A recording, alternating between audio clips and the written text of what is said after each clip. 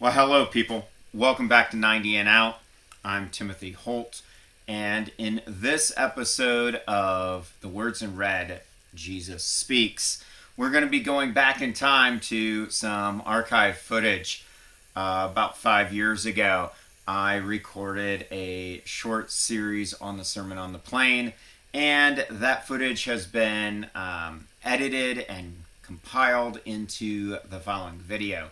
So, I stand by what I said 5 years ago.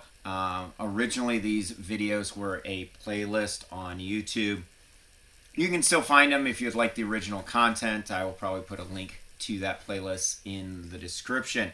But this is a condensed version of those videos in one video. So I hope you enjoy it for this week's podcast, The Words in Red When Jesus Speaks. We'll be looking at Luke chapter 6 and the Sermon on the Plain.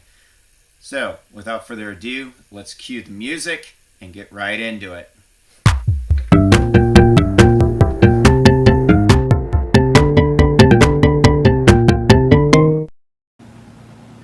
Jesus instructs his disciples before doing a disappearing act. He says, go and teach and make disciples and do some pretty cool stuff. So we're looking at what were those teachings?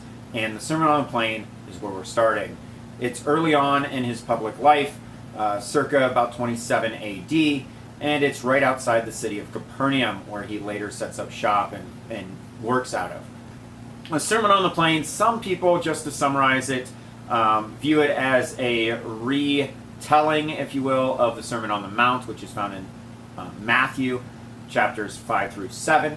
I don't think it is. I think it's a shorter and more impromptu speech that took place later in the day, or possibly the following day after the Sermon on the Mount. They cover similar topics, but there's some very big distinctions, and we're going to look at that right now. So in the 20th verse, we start out with the blessings. Okay, they're also known as the Beatitudes.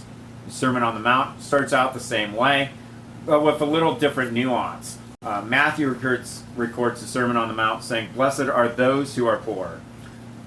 Blessed are those who are hungry. Blessed are those who are... It's more of a general aspect, where the Sermon on the Plain is definitely directed to that specific audience. And with that, he says, blessed are you, poor.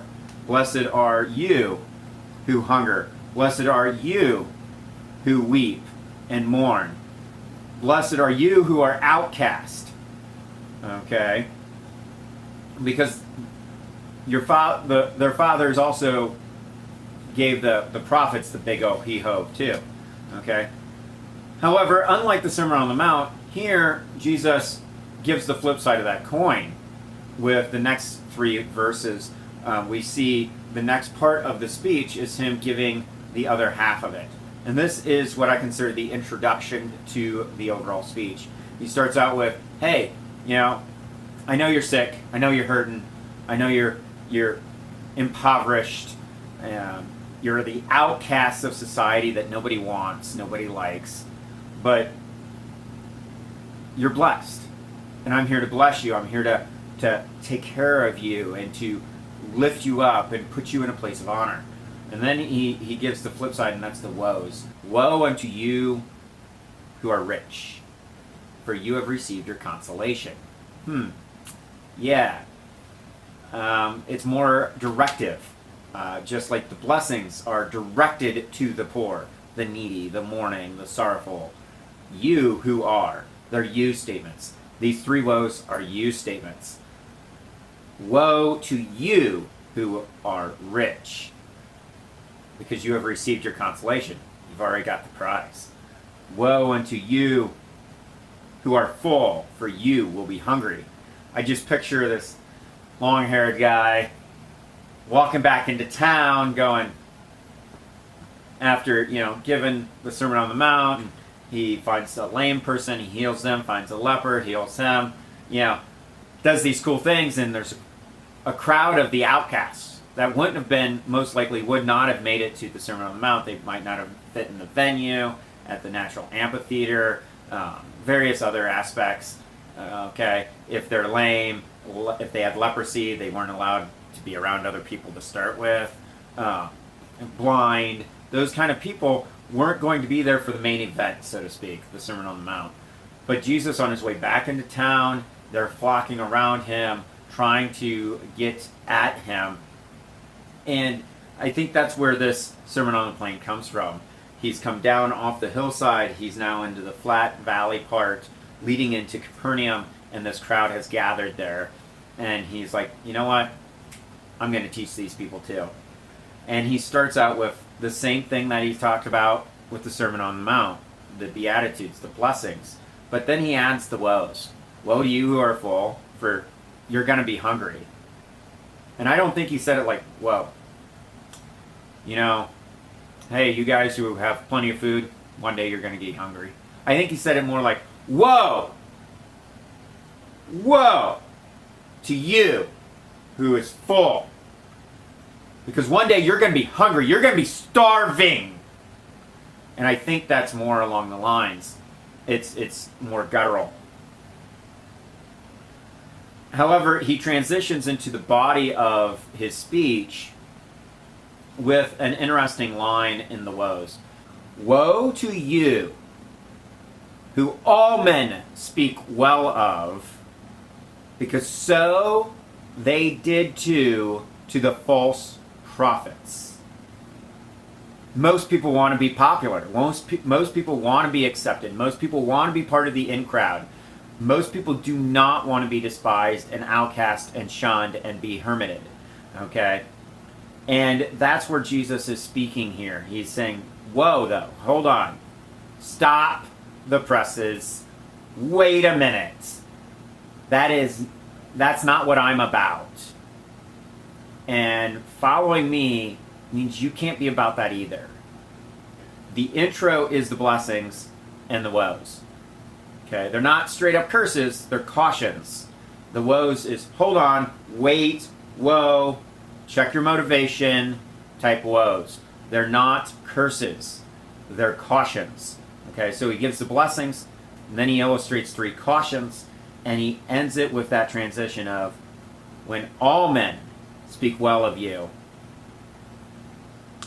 Take a step back and examine your life and where you're at and what you're doing. So if that's you right now, where it seems like everything is going well and you're in good with everybody, take a step back and see if you're in line with God. If you're a follower of Jesus, see if you're in line with his teachings. Okay? Make sure you've got that relationship. If you're not, I encourage you to start it. Okay? If you have tuned into this video because it came up in your recommendations, great. If you have nothing to do with Christianity and you just thought it was interesting, hey, let me know in the comments. I'd love to hear from you. Okay? Whatever your thoughts are on the Beatitudes, on the woes, the cautions, let me know. If you have any other questions concerning this guy named Jesus of Nazareth, I'd love to hear from you. Okay? First and foremost, it is against human nature to do good to those who are trying to kill you. Let's just be honest. It's really easy to be kind to people who are kind to you, to respect people who are respectful to you, to be generous to people who are generous to you. I have a neighbor, they're great people, they're really good to me, they've went out of their way to benefit me on multiple occasions, and I have no problem whatsoever benefiting them back in return. I think that is human nature. You give what you get. However, Jesus is telling the audience here in this speech, hey, if you want to follow me, if you want to be like me, you're going to have to bless those who curse you. You're going to have to benefit those who use you. You're going to have to be compassionate to those who want to kill you. And that is completely contrary to human nature. He says, you know, even sinners give expecting to return. But Christians aren't supposed to do that. Christians aren't supposed to be like the sinners. They're supposed to be like Christ, like Jesus, and follow what he teaches. And that's a pretty high bar to meet. It's really difficult when somebody is, beating the daylights out of you, for you not to try to beat the daylights out of them back. But Jesus says, don't even worry about that. Judge not, lest you be judged. Now that one's a tough one. We're going to get into what that actually means in our part 3, because he starts talking in parables, word pictures, to explain what that means. Judge not, and you won't be judged. It's not what we commonly hear. It's not that, oh, we're not supposed to judge. They're clearly doing evil stuff, but who am I to say? That's not what Jesus is saying here. And often this gets taken out of context. And I think I'm a firm believer that if you take text out of context, all you're left with con. That's it. You're left with a con. And he says, because he furthers and says, give and it will be given back to you. He's using the same dichotomy that he used in the Sermon on the Mount. The same dichotomy with the blessings and the cautions. It's, hey, these are some general principles that nobody likes hanging out with a judgmental person. I'm sure you watching this, you can probably think right now of somebody who's judgmental in your life. It seems like no matter what you do, they're coming down on you with judgment. That is what Jesus is saying here. Not that we aren't supposed to make judgment calls or simply observe things to be righteous or evil or what have you, because we do that every day, all day long. Even putting on this tie, I judged whether or not this tie went with this jacket.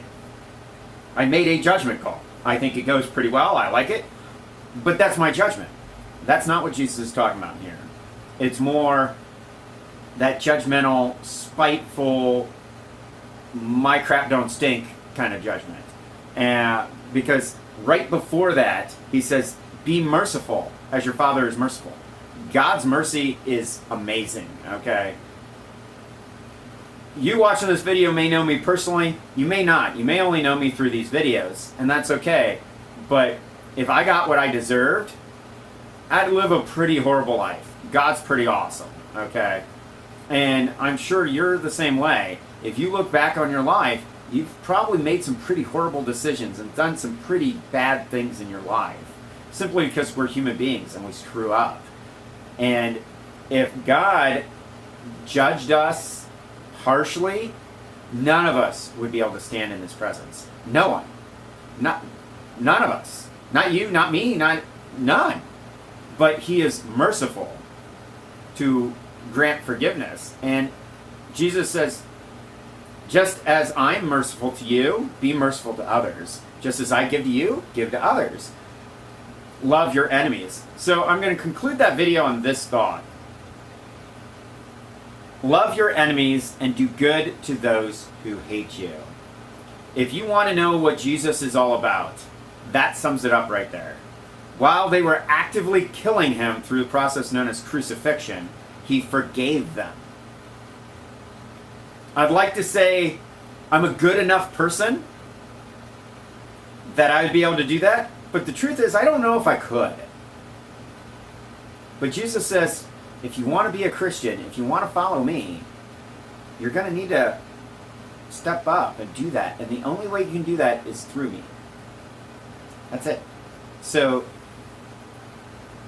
love your enemies and do good to those who hate you. I challenge you today, in the next day or two, find someone, go out of your way to be generous to someone who can never repay you. Part 3 of the Sermon on the Plain is covering the conclusion to this epic speech delivered by Jesus of Nazareth.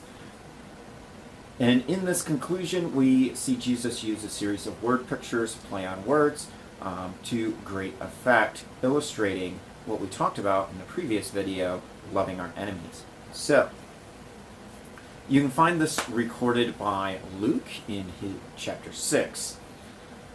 Can the blind lead the blind? Will they not both fall into a ditch? A disciple is not above his teacher, but everyone who is perfectly trained will be like his teacher. And why do you look at the speck in your brother's eye, but do not perceive the plank in your own eye? Or how can you say to your brother, Brother, let me remove the speck from your eye, when you yourself do not see the plank that is in your own eye? Hypocrite! First remove the plank from your own eye, and then you will see clearly to remove the speck from your brother's eye. Now, as we can see, a pretty good contrast between the Sermon on the Mount, found in Matthew, and the Sermon on the Plain is the direction of the language. In the Sermon on the Mount, Matthew records most of the statements being generic, plain statements, where Luke has a lot of you statements recorded in the Sermon on the Plain. There's a direct connection with the audience. Jesus is saying, you. He makes a series of you statements. Blessed are you who are poor. Blessed are you who are hungry. Woe to you who are rich. In this case,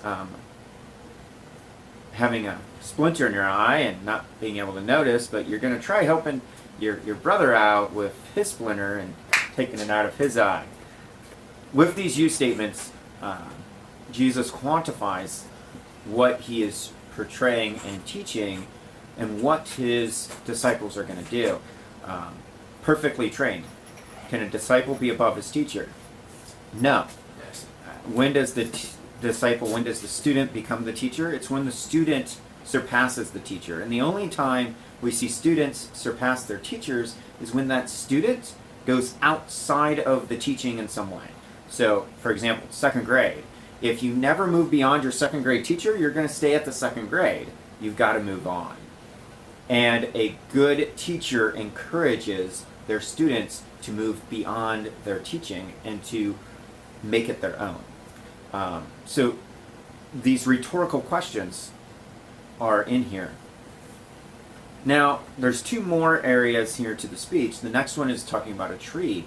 Now, keep in mind, as we discussed in the part 2, loving your enemies, there's that phrase, don't judge, that comes up. Well, this tree and fruit series of sentences, word picture, tells us what he's talking about there.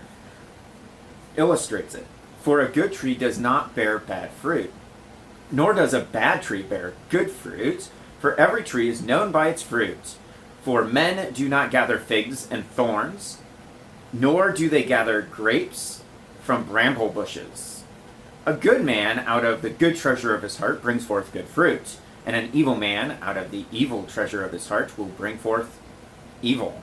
For out of the abundance of the heart the mouth speaks. So why earlier in this speech did Jesus say don't judge? Well, if we hold that in context, it's don't judge, for by what you're judging, you're also going to be judged. And it's insinuated you're going to be found guilty. Because good men produce good fruit, bad men produce bad fruit. We're going to be judged by our actions. And who we are at our heart is going to determine what those actions are. So the last section here in the speech, his closing statements, if you will, the bring it all to full circle, is this story about two builders. But why do you call me Lord, Lord, and do not the things I say? Whoever comes to me and hears my sayings and does them, I will show you whom he is like. He is like a man building a house, who dug deep and laid the foundation on the rock. And when the floods rose and the stream beat vehemently against that house, and could not shake it, for it was founded on the rock. But he who heard and did nothing is like a man who built his house on the earth without a foundation, against which the stream beat vehemently, and immediately it fell. And the ruin of that house was great.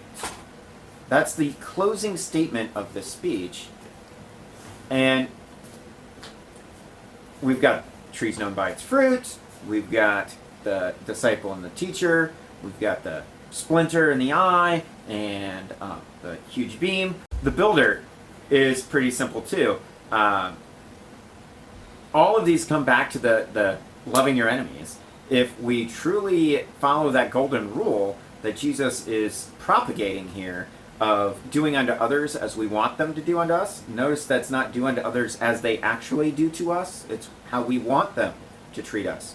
If we love our enemies, that has to extend to our enemies. That has to extend to those who try to destroy us. It has to extend to those we disagree with. If we're talking politics, it has to extend to those people who outright lie about us just so they can get reelected. It has to extend to everyone. It has to do with that guy at work or that gal at work that you can't get along with for some reason. It has to extend to that teacher in school that just drives you nuts and you constantly seem like you're button heads. Because that golden rule that Jesus is pointing out, he's taking it to its logical extreme. If we do unto others as we want them to do unto us, if we love our neighbors as ourselves, it also has to extend to those people we disagree with. It has to extend to those people that we don't like. Or as I covered in the second part of this video, this series, the body, our enemies, those who spitefully use us, those who actively harm us. Not talking about microaggressions here. We're not talking about, oh, you insinuated. No, we're talking about actual harm and damage. Then we're told to go above that and love them anyway. Do good to them. Think about it.